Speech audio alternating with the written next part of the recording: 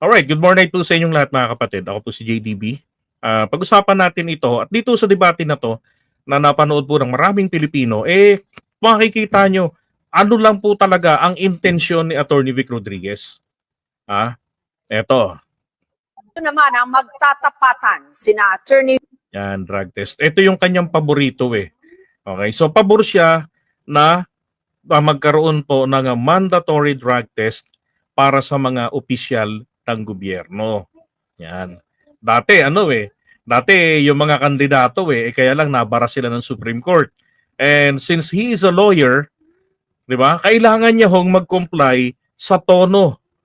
No, kailangan niyang i-align yung sarili niyang tono doon sa tono ng Korte Suprema na nagsabing hindi pwede yan, trip nyo. Kasi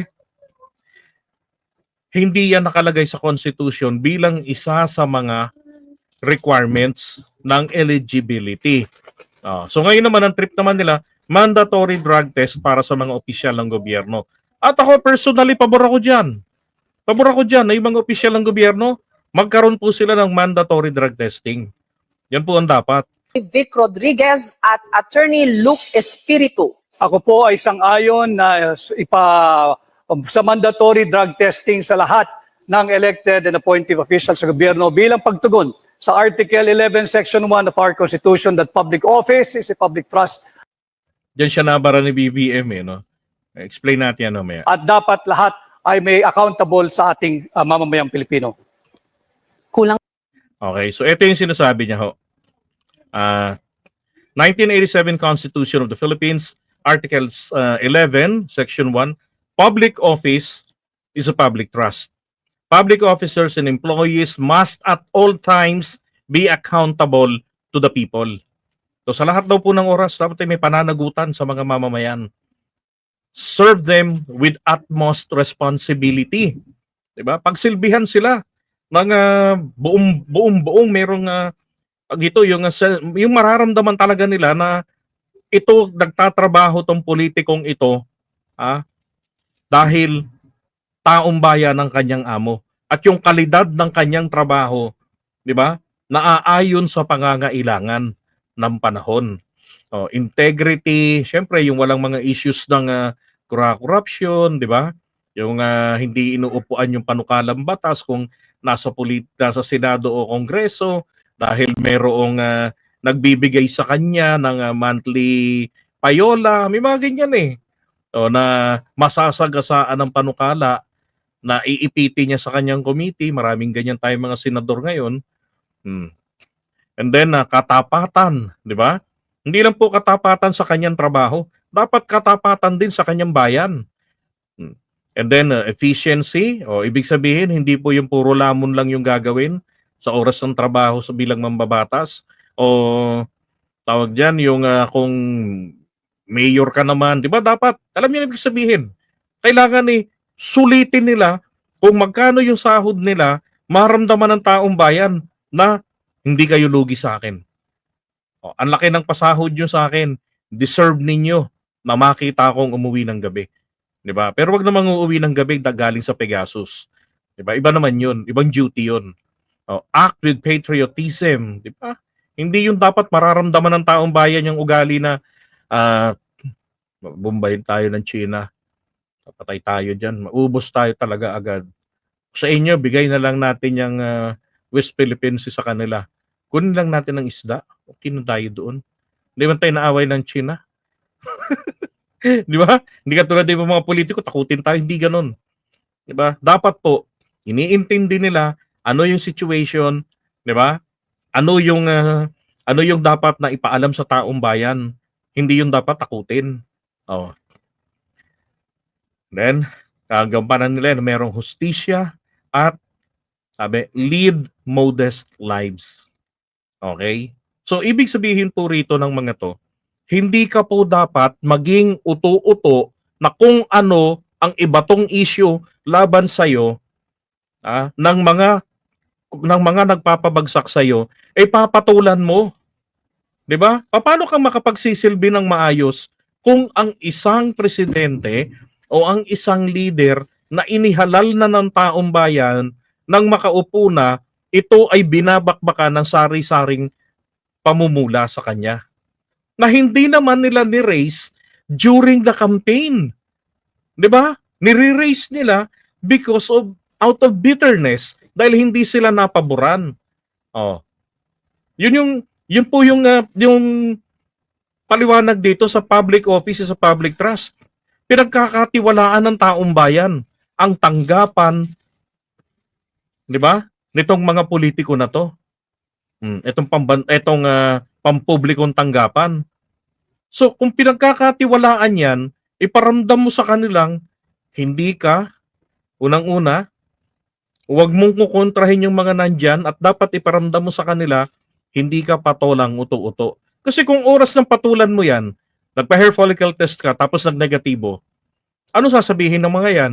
Binayaran ni F. Elisa Marcos yung testing center. O kaya naman, pinagbantaan yung kanyang kaanak, natakot, kaya, okay, sabihin naman nila, kaya nila yan pinalitaw na negatibo kasi natatakot sila baka yung kanilang mga kaanak o yung buhay man nila, baka manganib in the future. Ang dami pa kasing ganyan. Ang tao hong ayaw maniwala, kahit ano ang gawin natin, hindi ho nila tatanggapin yun. 'Di ba? So anong gagawin mo? May mandato ka sa bayan. 'Di ba? Then, trabahuin mo. Saan ka ba namang nakakita na mag-a-addict ka pa, nasa pwesto ka na? Mag-a-addictus ka pa? 'Di ba? Sa bagay, merong isang presidente diyan na umamin. Oh, tapos nung hinamon magpa-drug test pati yung buong pamilya, hindi nga umimik. Ibang tao ang sumasagot, 'di ba? Ay nako. So balik natin 'to. Oras nyo, baka may gusto pa ho kayong sabihin. At yun nga po aking isinususog din, yung Dangerous Drugs Board Resolution number 13 series of 2018 na nagpapahintulot na i-undergo sa drug test ang mga elected officials. Okay, pakinggan po naman natin ang posisyon ni Attorney Luke Espiritu. Ang pagsugpo sa droga, hindi yan magic formula para sulbahin ang lahat ng kabulukan sa gobyerno. Tama. So he mentioned about the kabulukan sa gobyerno. 'Di ba? Pero tignan mo naman ang sagot dito ni Attorney Vic. Diyan na naman tayo. Ginagamit na naman natin ang droga bilang pinagkakasya natin ang problema ng buong bayan na yan ang magiging problema. Yan ay tukhang mentality ni Duterte. Kaya yan Correct. lumalabas dahil aminin na natin, nagbabanggaan si Marcos at si Duterte pinaparatangan niya si Marcos na bangag. Kaya meron tayong mga mandatory drug testing na ganyan. Sawang-sawa na ang taong bayan sa bangayan ng Marcos at Duterte. Attorney Vic. Hindi niya akalain kasi na yan ang makakaharap niya. Usapan niyo yung tunay na issue sa kahirapan, hindi yung mga droga-droga na yan. Tama, yun ang dapat na pag-usapan. 'Di ba? Ayan, tanong, sino po ba yung kasama ni Attorney Vic Rodriguez na dapat na mapakipag-usap kay PBBM tungkol po sa kahirapan? Si VP Sara, ang tanong, nakikipag-usap po ba si VP Sara tungkol dyan sa kahirapan? Tungkol dyan sa kung paano mariresolba? Oh. 'Di ba? Hindi. Ano ang trip niya? Dapat po kasi ganito, explain ko lang saglit yan no? Kung ako ang Vice President, ang trabaho ko po, spare tire lang ang mandato ko. Hindi na ako maghahangad pa ng kung ano-anong mga trabaho. Total kaalyado ako ng Pangulo. Hindi ko kakalabanin. Ang gagawin ko, makikipagtulungan ako. Katulad ng sinabi niya dati. 'Di ba? Support to the President. Oh. Puta nga, hindi pa tayo. Putek, hindi pa nga nakakaupo eh. Gusto ko na Department of National Defense. Anong laman ng ulo mo para hawakan ng Department of Defense? Ang inilalagay nga dyan, may mga matataas na background sa defense. Tapos ikaw na isang abogada, 'di ba? Na hindi naman nagpa-practice, isang politiko, hahawakan mo 'yan para saan? Oh, para kanino? 'Di ba? Nang hindi na pagbigyan, okay, education. Isinablay pa.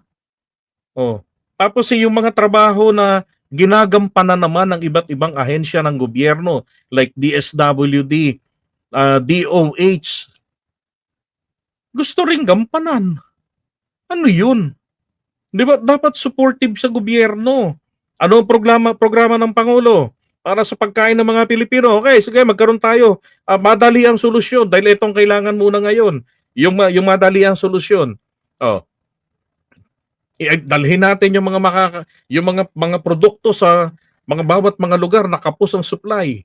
'Di ba? Okay, offer ko po yung yung opisina namin, yung OVP. Meron kaming halos 100 na satellite offices. May mga sasakyan kami. Tutulungan namin yung mga magsasaka na mabenta yung mga produkto nila. Dapat ganun, 'di ba? O may problema tayo sa trapiko. O anong gagawin namin? Anong magagawa ng OVP? 'Di ba dapat ganun? Hindi yung magsasarili ka rin ng sarili mong galaw. Mali yun eh. Nakikipagkompetensya kasi ho agad si Sara sa Pangulo. Yun ang malaking problema rito. Tapos hindi niya matanggap na Vice President siya. Na ang dapat na ang trabaho niya ay supportive sa presidente. Maghintay sa takdang panahon para sa kanya. And after all, 'di ba? Inaasahan na ng marami yan na kung hindi nagka-leche-leche ang Uniteam, kung hindi nila pinaitim ang Uniteam, siya ang susunod talagang bibit-bitin. 'Di ba? Ng mga bumoto kay PBBM. Oh, nabitbit na nga silang dalawang mag-ama, 2 beses eh. Ay nako. Kaya tama yung sinasabi ni kasi ni Espiritu. 'Di ba? Hindi yung puro droga-droga na lang. Puta, kakandidato ka pagka senador, yun lang ang plataporma mo. Sirain ang presidente ng Pilipinas. Ay nako po. May sagot ho ba kayo doon? Kinakailangan malinaw sa atin. Bakit ang mga security guard bago ma-hire sa trabaho kinakailangan sumailalim sa drug testing? Ang pagiging opisyal ng gobyerno, ikaw ay humihipo ng pera ng mamamayang Pilipino. Higit na mataas dapat ang standard natin sa mga naglilingkod sa gobyerno. Attorney Espiritu, Bakit hindi tayo magkaroon ng competency test, integrity test, honesty test? Patay, sa pulsibik agad ron. Di ba? Integrity test. Nako po. Yari na kagad dito ang mag-amo. Competency test. Nako, yari na naman po. At mahigit sa lahat, pro-masa test. Dahil yun ang mas importanteng mga Yun, pro-masa test. Sa pool na naman. Di ba? Sa pool na naman sila. Sila pro-China interest. Oh, eto hong alam mo yung totoo, etong midterm election, ito po, labanan ito ng pro-China at saka ng pro-Philippines na mga kandidato. Ano ang iyong paninindigan? Hindi nakasagot dito si Attorney Vic. Ini-engage siya rito ni ako, familiar ako sa debate. Nung nag-aaral ako, palagi kaming ganyan sa eskwelahan. O, lagi kaming debatehan, normal na sa amin yan. No. Nagulat siya. Hindi, in fairness si Attorney Vic galing ng ng USTE. USTE yan, si UST yan. Si Attorney Vic. Kaya nagulat nga ako rito, putik na nga ako. Siya pala nga nakakaharap mo, tamimi ka na eh. Nasabi ng mga DDS, napakagaling na abogado. Saan? Balikan natin konti. Ang pagiging opisyal ng gobyerno, ikaw ay humihipo ng pera ng mamamayang Pilipino. Higit na mataas dapat ang standard natin sa mga naglilingkod sa gobyerno. Ako, pabor ako doon. Dapat mataas ang standard natin sa mga naglilingkod sa gobyerno. Ang problema kasi, ang diskarte nitong daladala ni Attorney Vic ay paninira. Paninira yung daladala niya. Yun ang trip nito. Hindi nga niya ma-discuss kung anong sinasabi ni Espiritu eh. Attorney Espiritu, Bakit hindi tayo magkaroon ng competency test, integrity test, honesty test, at mahigit sa lahat, pro-masa test? Dahil yun ang mas importanteng mga issue sa ating bansa. Yan ba yung bangayan ni Marcos at ni Duterte? Yan ba may kinalaman yan sa sahod na hindi nakabubuhay ngayon? Yan ba may kinalaman sa kontraktualisasyon na nagpapahirap sa ating mga manggagawa? Yan ba may kinalaman sa kahirapan? Yan ba may kinalaman sa presyo ng mga bilihin? At yan ang mga nararamdaman ng taong bayan sa ngayon, hindi yung bangayang Marcos at Duterte. Okay, ang punto kasi rito hindi po nangangahulog ang pro-drugs si Espiritu. Nababasa niya lang kasi ang laman ng utak ni Attorney Vic. Ginagamit ni Attorney Vic Rodriguez ang usapin tungkol sa droga para i-connect niya kay PBBM. Bakit? Anong sabi po ng Lola Maharlika nyo? Anong sabi niya noon? Si Duterte ang nagpasimuno ng pulburon issue na to. Oh, di ba? At kailan yun? 2021 November po. Sinimulan niyang atakihin ng ganyan, mag-insinuate ng na-addict si PBBM dahil pagkatapos niya kasing nalaman ng October na si Sara nag-VP, hindi niya na matanggap yon. Oh, at doon sa interview mismo niya with Banat Bay, sinabi niya kung ano ang planong gagawin niya. Ha? Sabi nga niya, paikotin, bigyan niyo lang ako ng panahon, tignan natin sinong iikot. At ito na nga ho, pinaikot ni Digong ang buong Pilipinas sa kakabintang kay BBM na adik. Samantalang siya po yung nag-a-addict nun sa Malacanang. Aminado siya, nagpi-fentanyl. Aminado siya, bumabatak ng tiyongke to keep him awake. Oh. Di ba? Kaya po hinamon niya ni Trillanes agad dun eh. Oh. Nasaan po si Attorney Vic Rodriguez? Pumalag ba si Attorney Vic Rodriguez doon? Sinabi ba ni Attorney Vic Rodriguez doon, humihipo ka ng pera ng taong bayan. Dapat malaman natin, makumpirma talaga, positive ka ba? O baka naman nagjo-joke ka lang yan. Wala akong Attorney Vic na gumanon noon. Diba? So, peki ho na anti-drug si Attorney Vic. Ginagamit niya lang ito for destroying PBBM. Hindi siya interesado na manalo. Yung sobrang bitterness niya, yun. Paano? Abot-abot yung kahihiyan. Diba? O ilang beses na napahiya eh. O, hindi naman siya umalis, natanggal naman din siya sa administrasyon eh. Diba? Hindi nangangahulugan na yan ang sinasabi ni Luke Espiritu sa kanya, pinapabura niya ang droga. Hindi ho. Binabasag niya lang ang laman ng isipan, ang diskarte ni Attorney Vic. Ini-engage niya. Si Attorney Vic naman, pigil na pigil. Kasi pag talagang sumambulat siya dyan, wala, mahuhuli siya nito. Alam kong diskarte nitong mga dito nila Luke Espiritu kung paano makipagdebate. Babatuhin niya ng iba't ibang mga issues, unti-unti.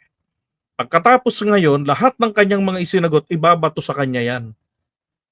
Ako lang, tatanong ko yan eh. Alin ang mas importante rito bilang isang mambabatas kung mananalo ka? Ha? Yung ngawan mo na ngawan yung illegal drugs na hindi naman trabaho ng mga senador o ng mga kongresista sapagkat meron tayong ideya. Di ba? Na sila ang tumatrabaho doon. Oh. Wala ka na bang ibang magagawang trabaho kung hindi yan na lamang? Bah, di ba lugi ang taong bayan? Wala nga dito sa debatehang ito, wala nang ang haba niya na ito isa lang to sa kinuha ko. Kasi dito talaga basang-basa si Attorney Vic. Gusto niya lang gamitin si PBBM na yung usapin sa droga para sirain ito. So dito ngayon, minalas siya. Ang usaping droga ay hindi bangayan ng dalawang nagbabangga ang pamilya sa politika. Ito ay tunay na nangyayari at nagaganap sa ating bansa. Kaya ako ay naninindigan na dapat sumailalim ang lahat ng opisyal ng pamahalaan at simulan natin sa tanggapan ng Pangulo. Nung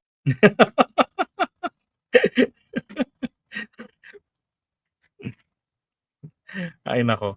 Alam niyo magiging kapanipaniwala po si Attorney Vic Rodriguez. At ito ho, napakatagal ng panahon ito. Taon na ho ang binilang. Sinasabi ko nga sa kanya, parang kakilala ko eh, no? Sinasabi ko nga sa kanya, sa nakakilala kong DDS na vloggers, magiging kapanipaniwala lamang sa atin si Attorney Vic. Hindi, yung iba ayaw rin naman sa kanya. Alam rin naman ng ibang DDS na talagang solid kila Duterte. Alam din nila, ginagamit lang din sila ni Attorney Vic. Hinihintay nga lang daw nilang magkamali yan eh. At babanatan nila talaga yan eh. Ia-Aimee raw nila yan eh.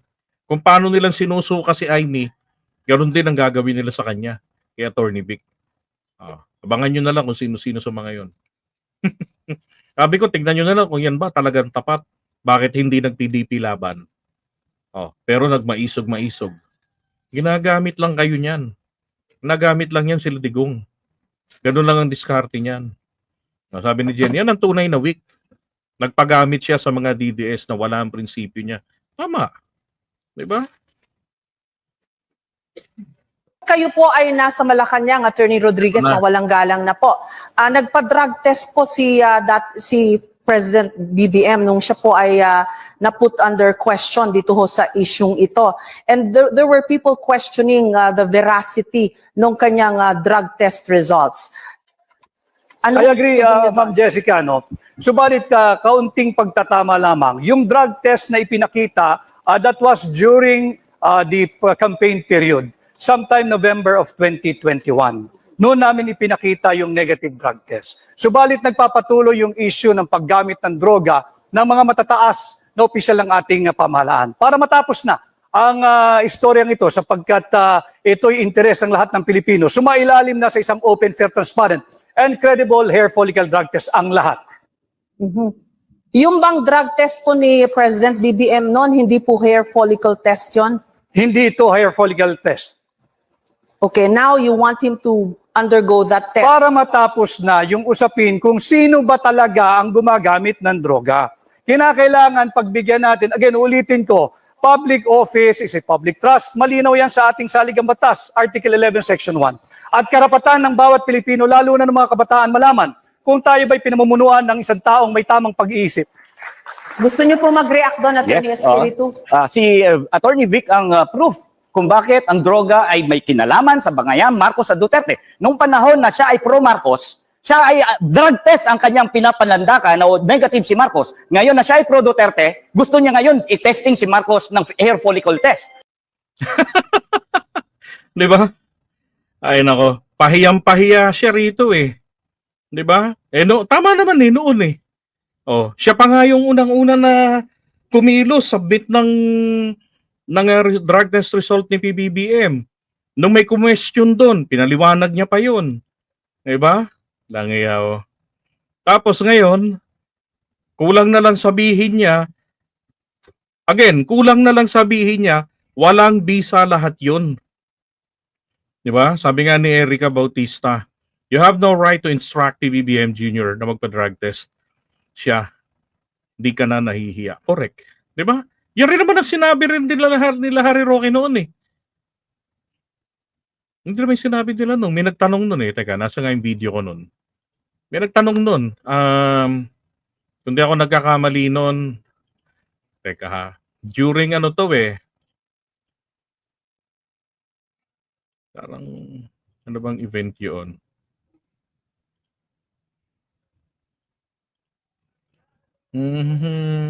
Ay nako, kanina nakita ko. Bale, pag nakita ko ulit mamaya yun. Malacanang press corps yun, tinatanong siya doon. Ang sagot ni Harry Roque, di ba, Maestro Paul, ang sagot ni Harry Roque doon ay, ang presidente po ay hindi maaaring utusan ng kahit na sino lang. Nilanglang lang niya si Senator Trillanes noon na magpa-drug test. Magpapa-drug test po ang Pangulong Duterte kapag gusto niya.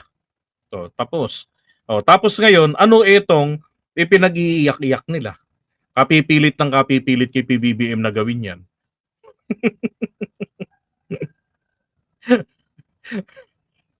Di ba? Ay nako, Attorney Vic. At gusto niya ngayon mag-drug testing. Di ba? Alam mo yung sinasabi rito ni Luke Spirito na si Attorney Vic ang pruweba na involved ang droga sa bangayang Marcos Duterte. Di ba? Totoo. Sino ba kaladkad ng kaladkad rito? Yung ginagawa ho kasing ito ni Vic Rodriguez, in my understanding, ako ang pinakaingot na vlogger. Ako. But in my understanding, etong ginagawa ho ni Attorney Vic, habang ibinabato niya yung usapin ng droga na kumukulapol kay dating Pangulong Duterte dahil sa involvement ng mga katropa niya sa droga at kung bakit nabubuhay pa yung mga lintik na yan sa kabila ng massacre na ginawa nila ng war on drugs. Diba? At bakit parang hindi yata umabot ng Davao City. Diba? At kailan nga lang nag-positive higit 80 empleyado. Oh. Ano yun? Pinag-drugs para ma-justify ang declaration, ang war declaration ni Baste. Tapos pinatest yung mga empleyado para magpositibo, para ma-justify yun. Kalokohan yun. 'Di ba? So, habang nabubulgar na po, nakikita na ng taong bayan na palpak, hindi lang po palpak yung war on drugs ni Duterte, peki pa dahil selective. Sipin nyo na lang dito sa lugar namin, baka ho sa inyo rin. Merong mga tulak, mga drug pushers. Aba, bakit? Yung kabilang, yung isa namatay. Pero etong isa, tumaba. Bakit? Nagbakasyon lang daw sila. Yung isa napatay. At hindi lang po yun, sa iba-ibang lugar. 'Di ba? Bakit ganun? Oh, ano to? Merong parang totoo na yung kwento na ineliminate lang yung kalaban sa supply. At yung mga kaalyado, kakampi, mga nakikinabang, mga tumulong sa kanila sa kampanya noon, yun ang mga nakaka-survive sa sirkulasyon, 'di ba? Hindi naman talaga nawala ang droga noon eh. Hindi nawala. Paswerte lang nagkaroon ng pandemic. Pero kung hindi nagkaroon ng pandemic noon, ng pandemic, naku ho, baka yung 6 or 7,000 sumampung doble pa ang bilang niyan. 'Di ba? Ay nako, Atty. Vic Rodriguez. Ito inaano niya, dito binabanatan dito sa kanya ni Luke Espiritu is ibinabato mo yan kay Marcos samantalang nakakulapol yan sa inyo. Oh, pilit niyang ibinabato sa ibang tao. Yun ang ginagawa ni Atty. Vic. In a senatorial debate, Attorney Vic Rodriguez again called on you constitutional principle that public office is a public trust. What do you say to this, Mr. President? No. No. Why should I do that? Sabi na, no. Why should I do that? Diba? Ba't pa naman gagawin yun? That's what they say, public trust, public office, public has nothing to do with the follicle test, please. Correct. Di ba, yung drug test na yan, nakaupo na yung tao sa pwesto, hindi mo iginiit yan, samantalang inginangaw-ngaw yan ni Duterte, ginangaw-ngaw na yan ni na Maharlika. Oh. Actually, bago pa naman nawala si Atty. Vic dyan sa pwesto na yan si Maharlika nun, may access pa nun sa BBM HQ. No. Nilalaso niya ng isipan ng mga BBM vloggers. Sinasabihan niya na meron sila Duterte na video ng nagkokok si PBBM. Oh, kaya lang maraming vloggers doon nang hindi sumunod sa kanya, naniwala. Hindi siya sinabayan nung bumaliktad na si Maharlika. Bakit? Wala naman siyang nailatag na video Naisip nila, kung papatulan namin yan, kami ang mapapahiya rito. Kami pang makakasuhan. Kasi presidente sisiraan namin, wala naman palang patunay. And it took almost 2 years bago na ilabas ni Maharlika ang video po, tragis na yan, peki pa. Oh, di ba? Bakit walang Atty. Vic Rodriguez na nagpupush noon? Di ba? Oh, ito yung sagot ni BBM sa kanya rito. There's no, wala namang connection ng sinasabi niya. He's always had that weakness every time when he was still working for me. Yan pala ang kahinaan ni Atty. Vic Rodriguez Ano ho ang kahinaan ni Atty. Vic Rodriguez? Ano sa tingin niyo? Ano sa tingin niyo ang kahinaan ni Atty. Vic na tinutukoy rito ni PBBM? Dali, sagot. If you believe in what he was saying, why did he work for me? Tama, kung paniniwalaan mo naman yung mga sinasabi niya, bakit siya nagtrabaho sa akin? Tagal pa nun 6 na taon. That's correct, Jeffrey. Isa si Makana sa napaniwala ni Maharlika. Alam niyo kung ano yung tinutukoy ni PBBM rito na weakness ni Atty. Vic? Yung pagiging uto-uto. Pagiging uto-uto. Hindi, yung bukod sa yung pagiging uto-uto, kung ano yung iba to nung kabila, papatulan niya kaagad. Kaya nga yung tirada ni Duterte noong November na nag-insinuate na may kandidato, nagaganito, ganyan-ganyan, patol agad si Atty. Vic, latag agad, submit agad. Dapat ang ginawa niya, di ba? Hinayaan niya na lang yun sapagkat abogado siya, si Duterte abogado, ang ibig ko pong sabihin dito, kung ikaw ang mag-aakusa, dapat, di ba, nasa iyo ang burden of proof. Tama po ba, Tina? Oh, tama, Jungle Book? Di ba? Kung sino yung accuser, nasa kanya yung burden of proof, maglabas ng patunay. Hindi yung istilong gago na aakusahan, tapos yung inakusahan magpapatunay na wala siyang kasalanan. Anak ng putyang abala sa buhay yung ginagawa nyo. Di ba? O, tapos sasabihin, kung hindi naman totoo yan bakit mo pinatulan? Bakit mo nililinis yung pangalan mo? Wala ka naman palang dungis sa ganyan. O, di ba? Padaling basahin, takbo ng isip ng mga to Ay, nako. Ay, Sos Mariosep. At saka again, yung public office is a public trust, hindi po nangangahulugan na utu-utu ka doon. Diba? Dapat nga ron meron kang mataas na level ng integridad, sense of responsibility. Diba? Yung mga binanggit nga dito. Oh. Diba? Paano mang mapagsisilbihan ng may mga ganyan ng mga mamamayan kung ikaw ay uto-uto? Lahat na lamang ng iba to sa yung issue, sausawan mo, patulan mo. Anak ng putya. Sabi niya, abogado pa man din siya, nagpauto siya sa mga DDS. Hindi niya alam, nagmukha tuloy siyang tanga. Correct. Pareho alam niyo, pareho ang diskarte na nangyari sa kanya at saka yung nangyari rong kay Maui. Kay Maui, kay Julius Melano. Pareho silang ginest-guest ni Maharlika, di ba? Kay Julius noon, yung Ensaymada. Kabilang siya sa Ensaymada Vloggers kinulang sa nakain doon sa Malacanang. Ngayon si Maharlika, in-interview. Tapos, yun na, simula, feeling nila, special na sila. Pareho rin sa kanya, ganun ang ginawa. Ay nako. Pero sa akin lang, kung talagang tunay, etong si Atty. Vic Rodriguez sa kanyang pakikipaglaban, banatan mo si Pangulong Duterte, Atty. Vic. Tirahin mo. Bakit ikaw? Umamin ka na. Hindi ka pa nagpa-drug test. Dapat ganun. Tignan ko kung kayang gawin ni Atty. Vic yan. Di ba? Di ba, maestro? Inamin niya na Yung anak niya nag-upload pa ng, hindi ko alam kung sino nag-upload, ng anak niya o si Erin Adarna. Yung lasing na lasing sila noon o palumpalo sila noon.